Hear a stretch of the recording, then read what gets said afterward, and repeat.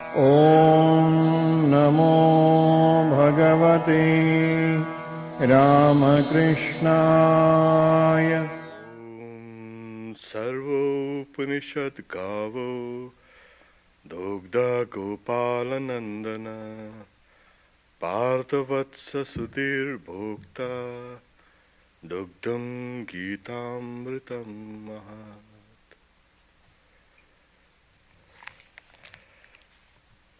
The entire body of the Upanishads is like a cow. The milker is the cowherd boy Krishna.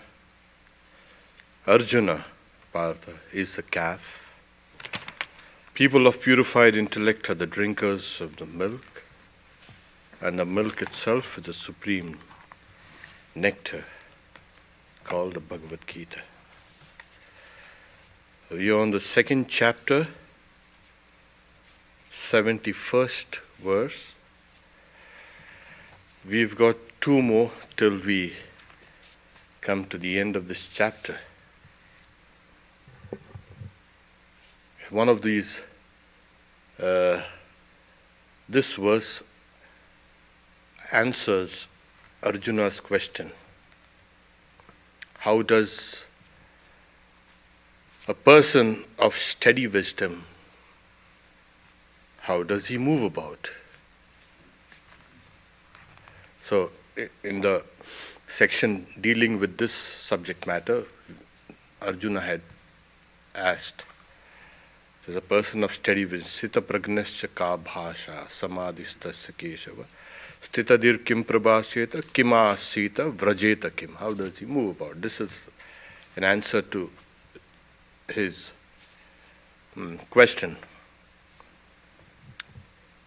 So the 71st verse is Vihaya kaman sarvan pumans charati nispriha nirmamo nirahankara sashantimadigacchati. That person attains peace who lives devoid of longing, freed from all desires, and without the feeling of I and mine. Simple. So, Puman, this person, what happens? See, when a person vihaya, abandons, gives up all desires, sarvan kama. So desires, as we know, are external as well as internal. The external things are here, we know.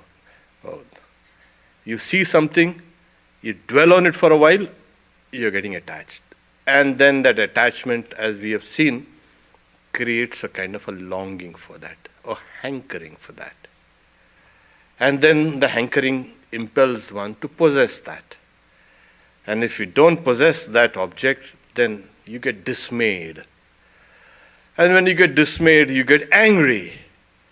And when you get angry, your mind has become so restless, you lose your discriminative faculty, your discernment. And when you lose your discernment, your memory doesn't make a kind of a contribution to what's right and what is wrong, or what you've heard and what you've not heard. Everything goes off. And as we've seen, that person goes down. So these are external. The internal desires, the mind is in a default mode of daydreaming. Yeah, we kind of, if the mind is not engaged, it will daydream. Yes, there's no doubt about it. It'll keep on thinking of hundreds of thoughts. So it seems like you don't have any control. The moment you try to stop it, you will find a deeper layer of the mind, which is called that hankering. It's a subconscious hankering for that. So that's called sphria. That's called thirst. as the Buddhists used to say, tanha, trishna. That is what it is. It's a kind of a, you want, somewhere deep down, the mind wants to possess that object and you don't get it. So this person, one who has become established in the knowledge, what knowledge? The supreme knowledge that I am not the body, I am not the mind, I am not the intellect, I am not the ego, I am that Atman, I am by nature divine. Once you are in touch with that dimension within you, what do? Oh yes, you are free from all kinds of hankering. You give up all other things as kind of inconsequential because that dimension is so vast and so blissful and so beautiful. And then you wonder, what was I doing all this time? All these old tendencies and impressions in the mind and hankerings, they simply just drop away. So this person experiences everything.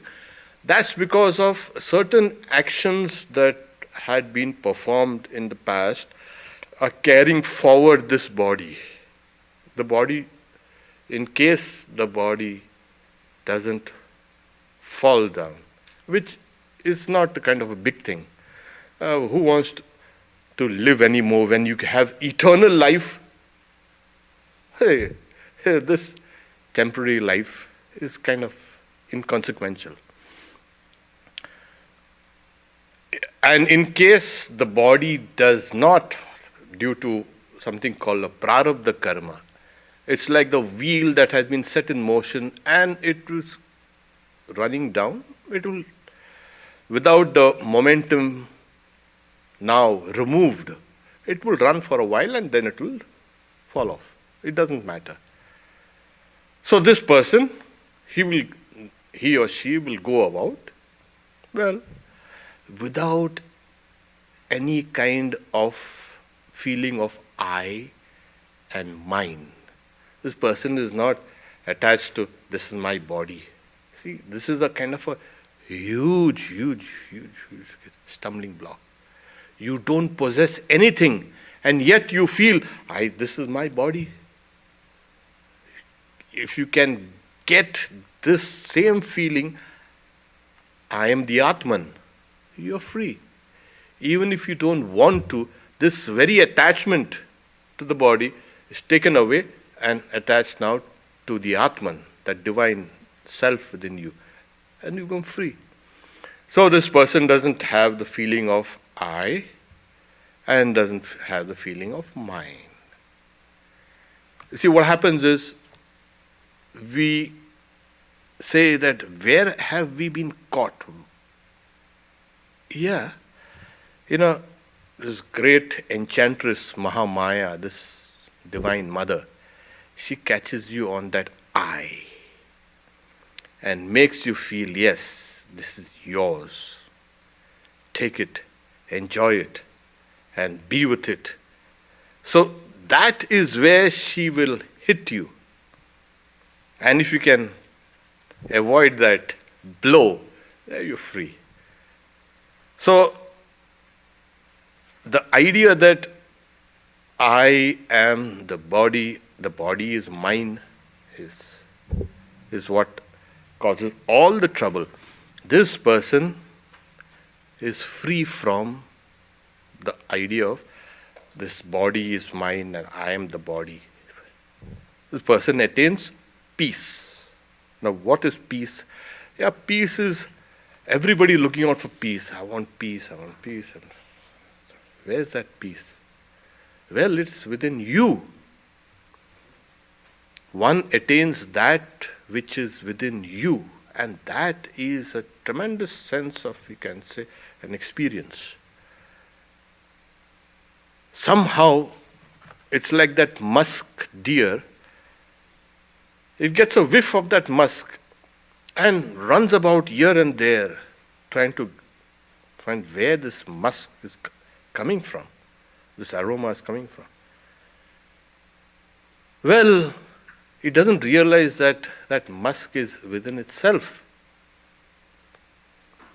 And the poor deer is running about, and that deer is hunted because of that, gets killed because of that.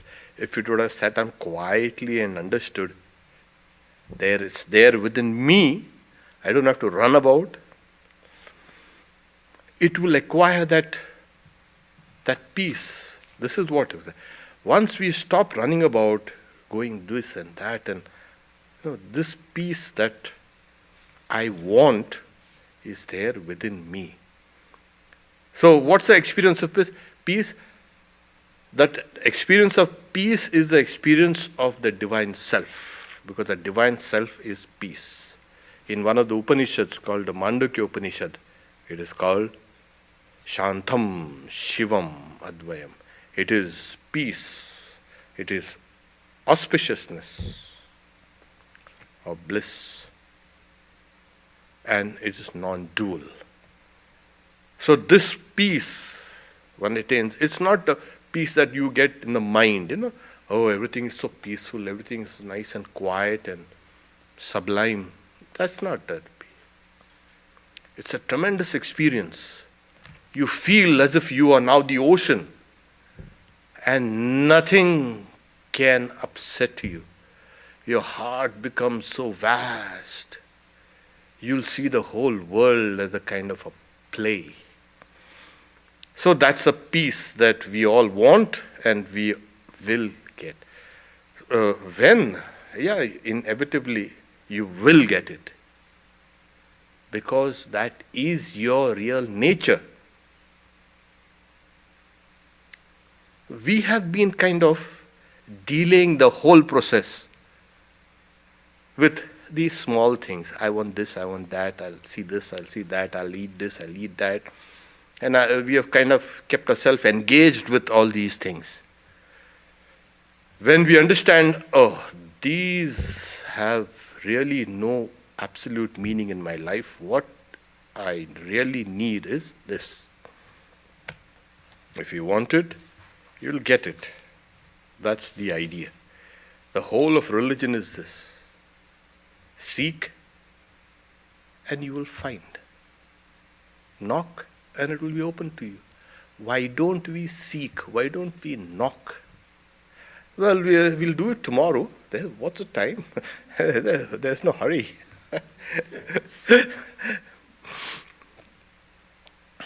So that person attains peace.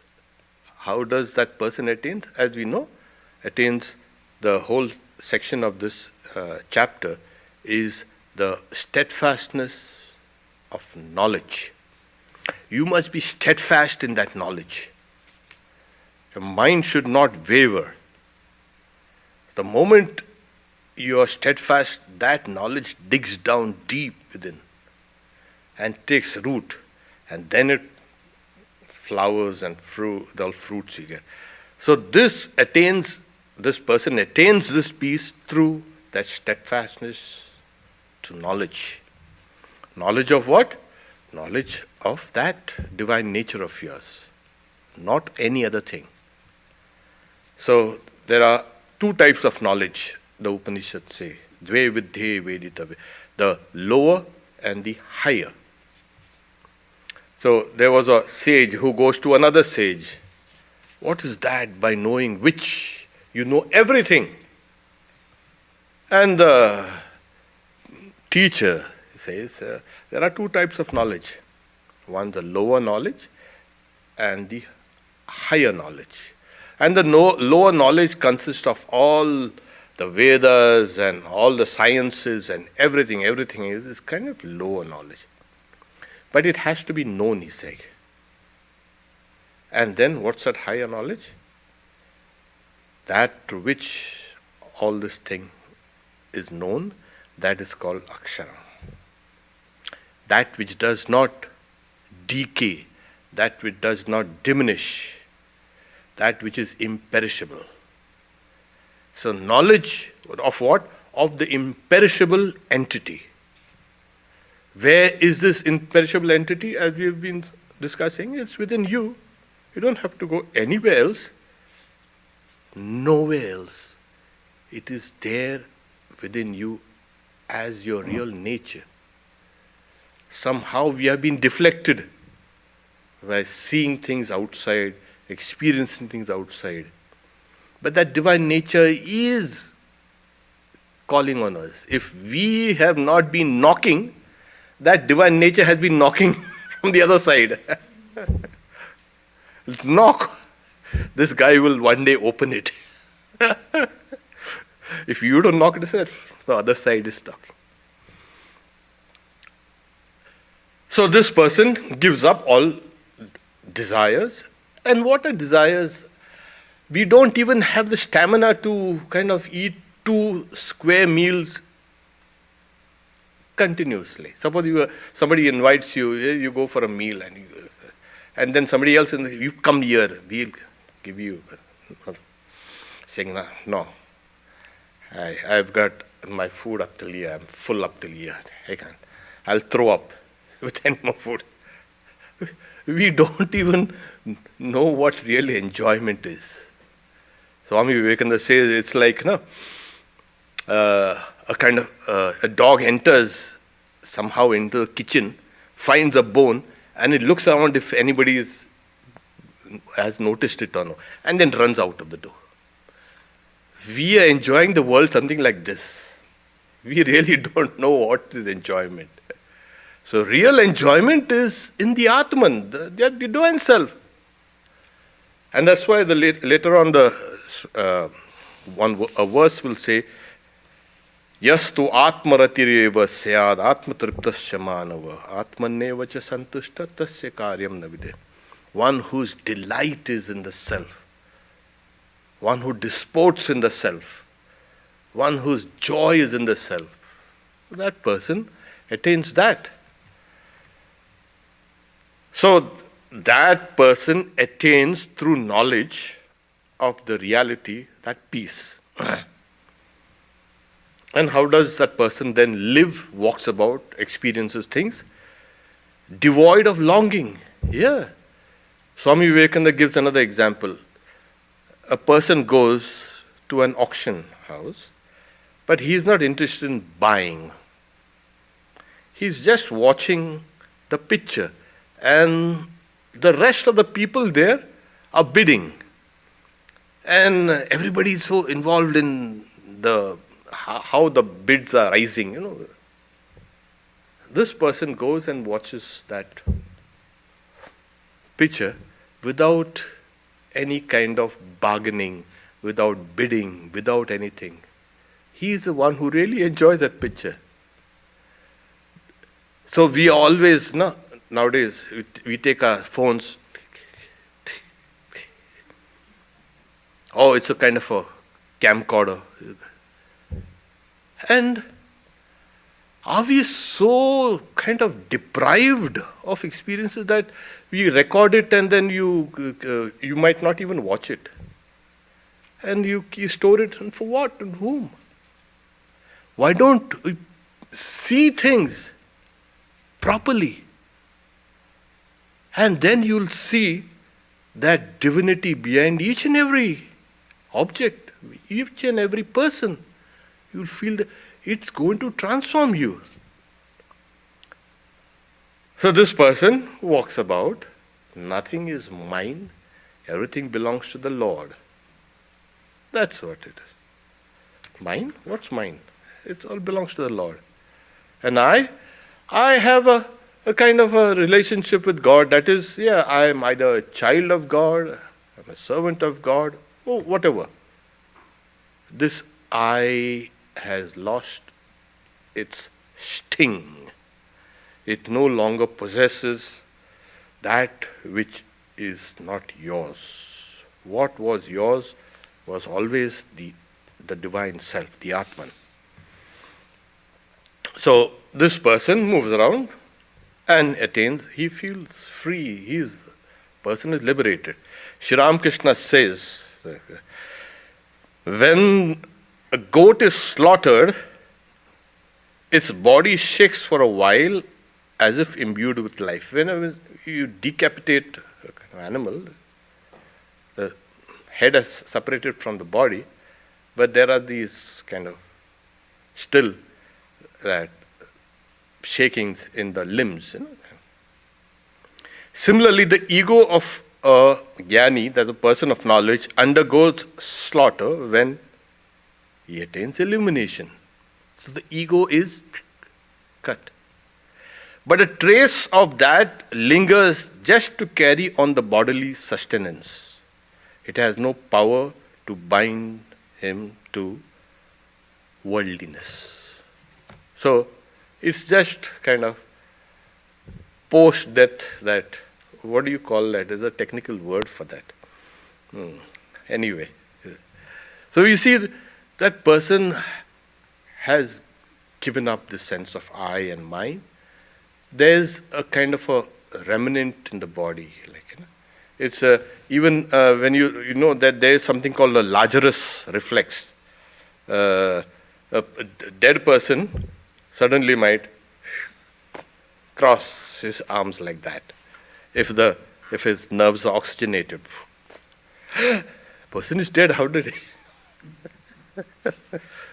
So these are some of the kind of things that this person carries on the day-to-day, you can say, activities. But that person is fully immersed in that peace. We see this person as if walking and talking and eating and joking, whatever. But that person, he looks peaceful, he looks nice, he's very happy. That's what happens. So, we take the next verse of this chapter. Esha brahmi sthiti partha nainam prapya vimuyati sthitvasya mantakalepi Brahman-nirvana richati.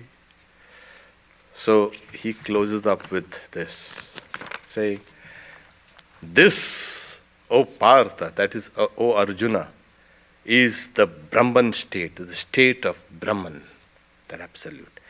Attaining this, none is bewildered. It actually should be deluded. Being established in it, even at the hour of death, a person gets into oneness with Brahman. So we still have chance. Even you haven't got we still have plenty of time we have. Esha, this, he's telling you this. What was taught from the first chapter? The first chapter gives a hint of the subject matter. The second chapter aphoristically delineates this. And from now on, the Lord will elaborate each and every aspect of the means to that state. Because what your goal is has to be stated first. And that is to be stated aphoristically, in a kind of a sutra form, in a kind of briefly. This is what you are. Where do I go? This is where you reach. This is where you go. Okay. Now you've got a kind of you have been situated here, and this is where you have to go. You have to attain. And then here the next the other chapters of the Gita will lead you now step by step by step. Do this, don't do this. Why? It will not prohibitions or no injunctions or something. It just tells you in a very clear way that this is the way. Don't go there. Stay out here. So here the Lord says, this, what was said, aphoristically presented in this chapter, O Arjuna, is the Brahman state. Now you see what happens. Is this realizable in this life? Yes. Right now we are called souls, jivas. We are called a jivatman. That's the moment you realize your higher state, the Brahman, what happens to your jivatman state? Oh, that is kind of sublated or eradicated. You become a jivan mukta, that is free while still living. Right now, we know our own bondages. And we know that's because of that I. So, saying when you attain this state, this is the state of Brahman. After attaining this, none is deluded anymore. There is a kind of a counter argument. There is a kind of a slight residue of that old state of yours. Why? Because your behavior conforms to your past behavior. You know, what you were 10 years ago, 5 years ago, yesterday, this your future behavior after you attain this state will continue like that. But inside you are free. So Sri Ramakrishna counters this with, you have a coil of rope that's burnt. That coil of rope retains that shape. We look at it, it's the coil of rope. But it has no power to bind. You blow on it and you get all that ashes out, blowing out. So none is deluded anymore. Why? Because if you attain that supreme state and you are still not sure, you still doubt it, or you still kind of attached to this, or you still bewildered about it, no. Another Upanishad says, Vidyate hridaya granthi, chidyate sarva samshaya. All the knots of the heart are cut asunder. All doubts are dispelled when that which is higher and the lower is experienced. There is no doubt within you. There is no confusion. So none is confused, doubtful anymore. So being established in it, even at the hour of death, a person gets into oneness with Brahman. So stitvapi, even established at the hour of death. So what's that hour of death? And we know the last moment of this mortal life is extremely important. Extremely important. Because as you say, the morning shows the day. Here, the night will show what's the morning like now. So, the last thought will guide you to your future if you have to take a birth, ordinarily. So, the Hindus have been paying tremendous attention on this. That's the last thing I'm going to. I may be whatever I have was, doesn't matter. But if I see the Lord when I am going to pass away, there it is. You see the Lord? Have you been calling on Him? Yes. Okay, good. So, but the strength of your praying and yearning for Him was not kind of good enough. It was tepid. And you were more or less kind of lost in other things, and you came and, oh Lord, forgive me. And this is the work of an incarnation. At that moment, when the vital forces are leaving your body and the mind is also dragged along with it, you will not have the strength to hold on to that thought of God. So, in another verse which we will see later, that yogi will fix his prana, life breath, in the center of his brow, say Om, and give up that body. Bhruvor madhye pranam aveksha samyak satam param paramupayati divyam.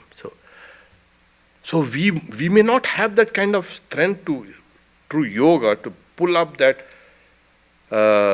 life vital force and the mind and put it up here and there. What about us? Here the Lord, then the Lord is very gracious.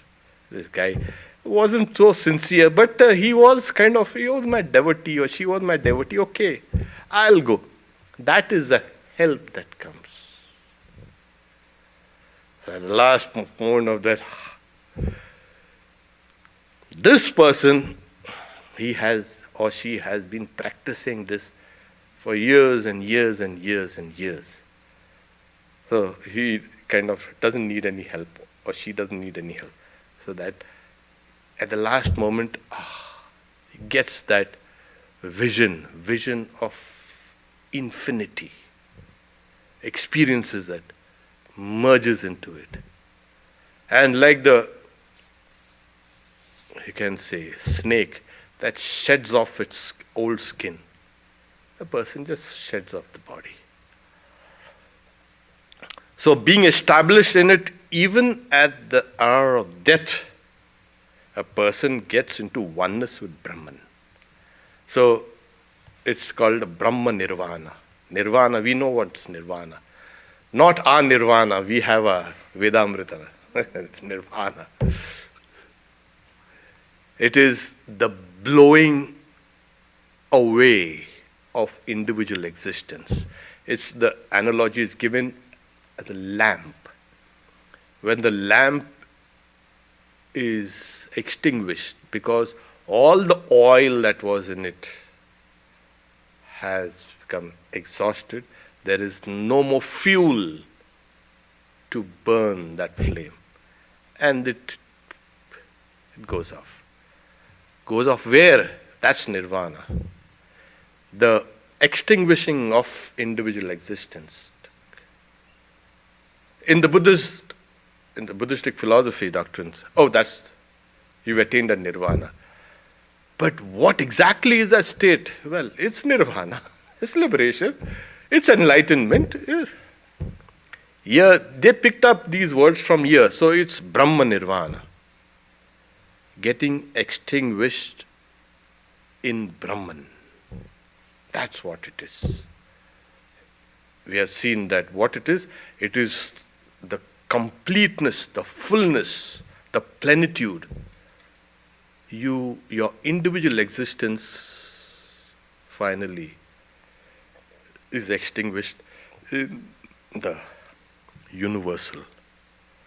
So this person who has been steadfast in the knowledge of the self and moves about freely, person has already attained that state of freedom. Even while living, that's called Jivan Mukta. So when the body falls, what happens? It's called a Videha Mukta. That is freedom after the body has fallen off. While this person is in the body, when the person is free, the person does not identify himself or herself with this particular body. No. Identifies with all the bodies, with everything. Animals, birds, plants, trees, everything. Because his individual existence has kind of gone off. Everything now, he or she becomes universe. That's a huge experience. And then, after that experience, what happens is, that universal experience also is merged in that reality which is beyond time and space, beyond names and forms and everything. This person attains that state. So, becomes one with it. That knowledge had led, you see, what happens is Swami Vivekananda says, there's something higher than love. Love brings two things or two people together. Still there's a duality. Higher than love is unity, where there is no differentiation between I and you. He gives a kind of old story of a She was a very great Sufi saint. And there was another Sufi saint who goes to her, knocks on the door. She asks, "Who is it?" "It is I, my beloved." She doesn't open the door. He waits. He returns. Next day, next night, again he comes. Again. "Who is it?" "It is I, beloved, open the door." Doesn't open the door. He returns. Third night he comes. Again he knocks. "Who is it?" "It is thyself, my beloved." And the door opens. That is unity. Because when you love God or you love somebody else, there's duality. And then finally there is a merging. The subject and the object of love become one. What remains? Well, there's only love. There's only bliss. So, this person he attains that unitive knowledge that everything is I and I am everything. This chapter gets over for this person. Okay?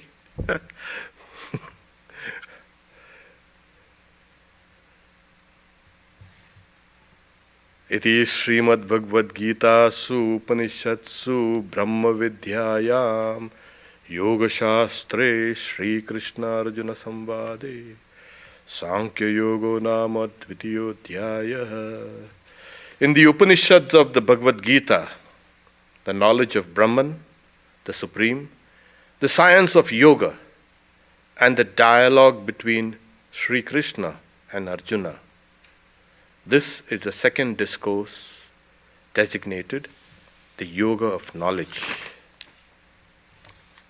Come down to the third chapter. Yeah, we need to, from our unitive experience, we need to come down a little. That was aphoristically presented, like I said. And now, the third chapter is a chapter on Karma Yoga. Why was this Karma Yoga just given on the very third? Because the person has already left karma a long way back. How? By ceasing to identify with the fruits of action. The person performs all actions, but ceases to identify himself with, that person does not calculate anything. He does it out of unselfishness. It's doing good to the world, I do it. So, the scheme of Advaita Vedanta is, you will attain that unity of knowledge. Prior to this stage, you will have a steadfastness to knowledge. And this steadfastness to knowledge comes after the purification of your mind. And the purification of the mind comes through the abandonment of all results of actions. Not actions, the results of actions. And this comes through performing. So, here, this chapter will lead us now slowly up the path of karma.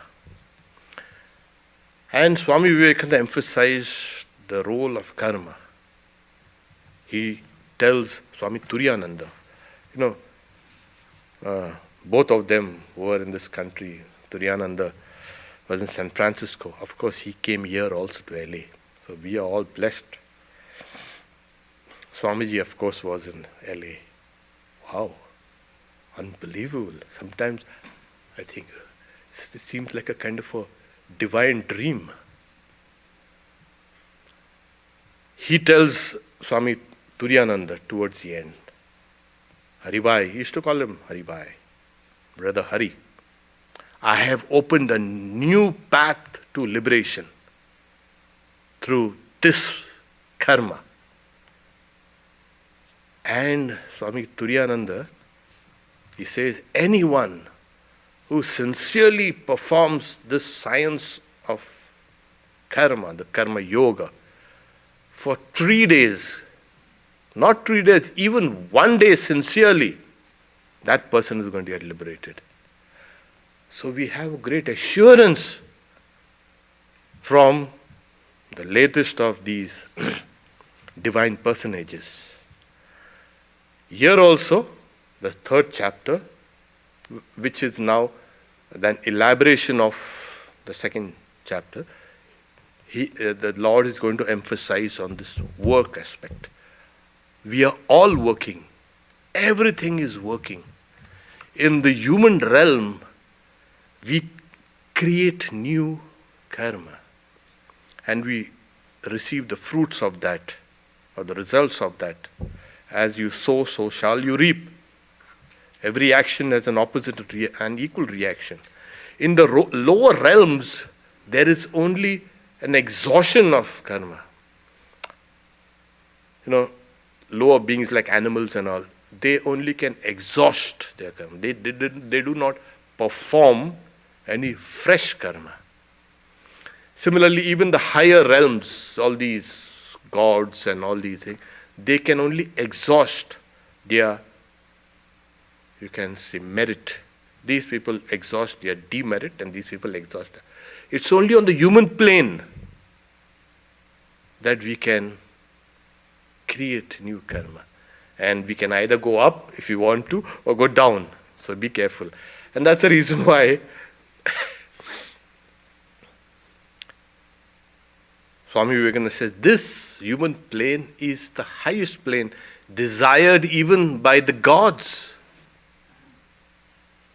They are to want, because your pleasure and pain, joy and sorrow, everything, life and death, is a kind of held in a balance and equipoised.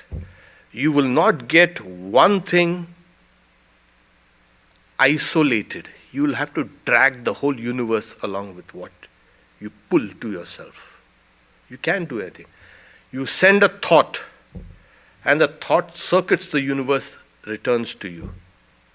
You send thoughts of love, those thoughts will come back to you, energized by other people's thoughts.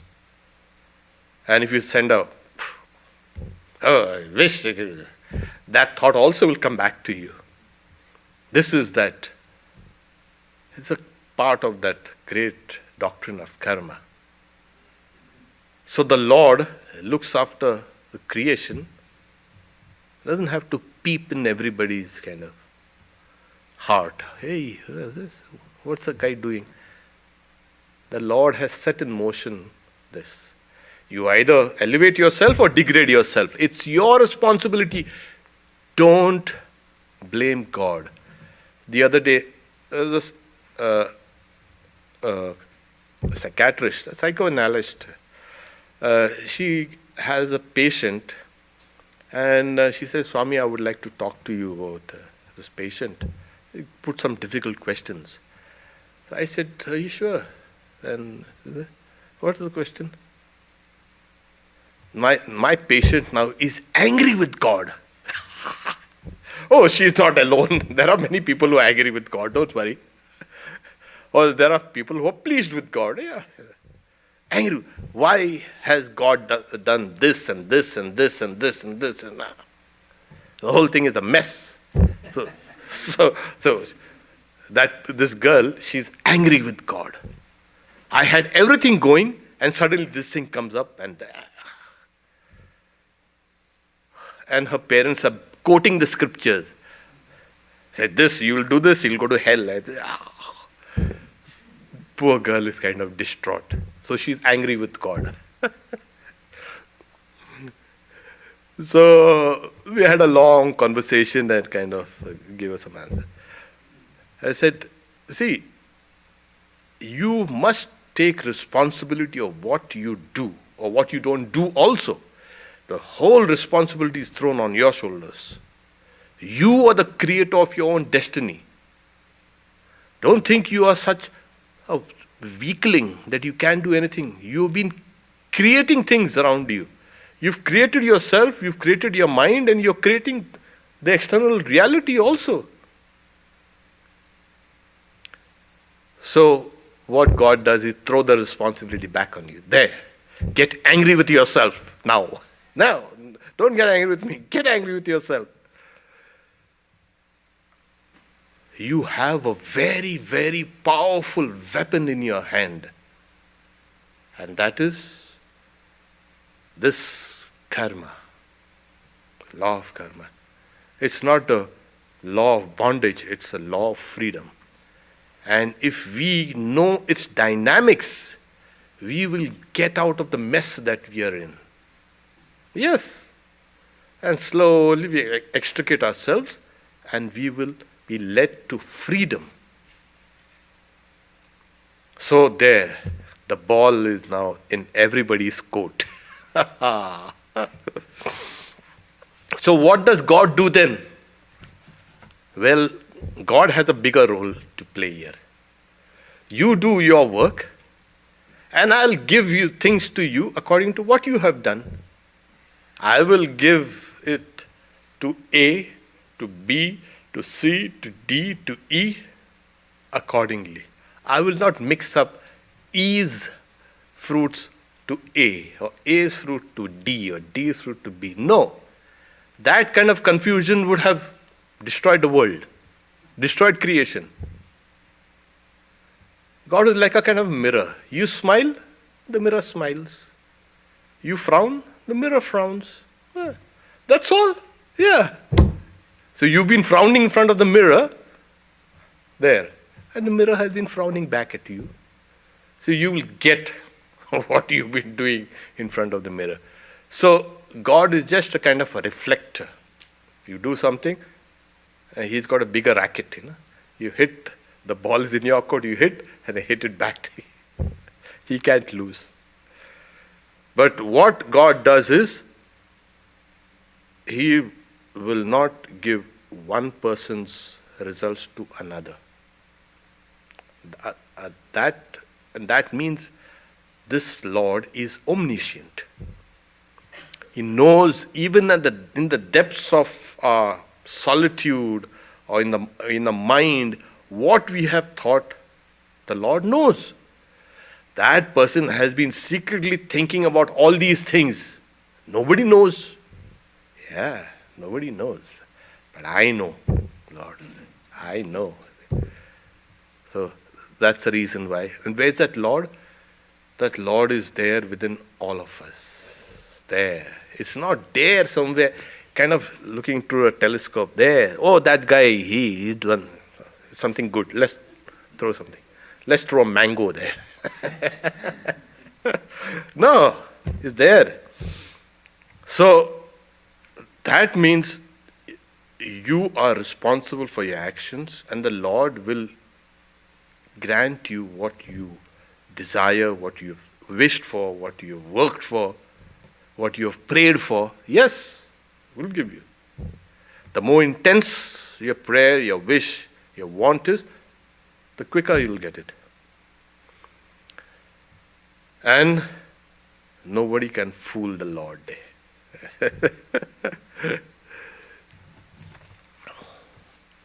So, after the whole of the second chapter, the first chapter says, fight. The second chapter saying you fight, but equipped with this knowledge that you are the self, the Atman. You are beyond all death and birth and all these things. So here, Arjuna, he says, he voices his doubt. Say, Jayasi chet karmanaste mata buddhir janardana tatkim karmani ghore mam niyo jayasi keshava. So he said, Arjuna said, if it is held by you, O Janardana, that is one of the epithets of God. Jana is people, Arda is to pray. Whom people pray to. So, O Janardana, that knowledge is superior to action. Why then do you, O Keshava, another epithet of the Lord, enjoin me to this terrible action. If you say knowledge is superior, okay, the Gyanis think of themselves as very superior. You see all these crawling worms. Reminds me of a kind of a story in one of the mythologies. So there was a king riding on his chariot on a kind of paved road, and a small worm is kind of trying to cross this road quickly, somehow dragging itself, because otherwise it's going to get crushed under the wheels of the chariot. And the king notices, hey, and he starts laughing. Huh? That worm says, like you love your body, I also love my body. What's the difference between you and me? So, hey, worm talking like this? Of course, it's a long story that a sage had kind of, due to a curse, was transformed into a worm, So, these guys, they think they are so superior. All knowledge only. What is karma? It's like a beast of burden you're working. So, he says, if you say knowledge is superior to action, why do you goad me into this action? Goad me into this terrible war, where it entails the killing of soldiers, and there will be widows and orphans, and there will be starvation, and there will be untold suffering for generations and generations. Why do you? Tell me, why you've confused me. If knowledge is superior, I'll go for knowledge. And yet you tell me, go, goading me, do this. So, the second verse also is a kind of an extension of this. I'll read the English. With these perplexing words, you are, as it were, confusing my comprehension. Tell me with certainty the path by pursuing which I may get at the supreme. Simple as that. You don't confuse me. You tell me the path that leads me to that supreme good. You don't have to say, yeah, this is good, okay, and hide it away from me. Do that. Go for that. Yeah. It's like you go in a shopping mall and all that displays, beautiful. And then you go in the store to kind of buy that, and they give you something else. Hey, but what about that? Oh, that's just for display. That's just a window dressing. The real stuff is here, and they'll give you something substandard. So you showed me this, you proved it, it's like this, and now you ask me to do this. What's this? So the Sanskrit is Vyamashriya neva vakyena buddhim mohayasiva me tadekam vadaneschitya yena shreyo hamapnuyat. So that which is the best, that's the good shreya. Tell me tad ekam vada. Tell me that thing, one thing. Don't confuse me two things and all these kind of different ideals placed before me and different paths placed before me. Why do you want to do that to me? Am I not your friend? So am I not praying to you? And Keshava is also one who kind of draws people together to him. So the merciful one, compassionate one. So by addressing the Lord with these epithets, he's saying, you are compassionate one, you are the one refuge of all beings. And why do you confuse me? Tell me which of the two I ought to do. And you see, in life we have these kind of choices. Yeah, I take this, I take that. And it's always, don't we have a choice? Sometimes you have multiple choices. But somehow your choice will depend on what you have been kind of thinking about it. Your nature will draw you to that particular choice. Yeah, it will impel you towards that. There's a kind of a subconscious impelling. You have chosen this. And studies have shown that even before you consciously choose, subconsciously you've already done the choice. Yeah. A fraction of a second before you say, I want this. So the choices are kept before Arjuna, they're placed before Arjuna. This is superior, okay, and takes it away. You're fit for this. Why? Yeah, because you are a warrior and you still have a lot of kind of activity within you. Activity in the sense of activity which is reflected outside. That same activity, when it's reflected inside, becomes yoga. And when it is reflected outside, well, it can mislead you. Yeah, if you do it in a harmonious way, then it becomes karma yoga. That's the idea. So, and because we are beings, we feel we are the center of the universe and we are center of this place and everything is coming towards me, pouring in towards me, to my brain and all these things. I'm here in the center.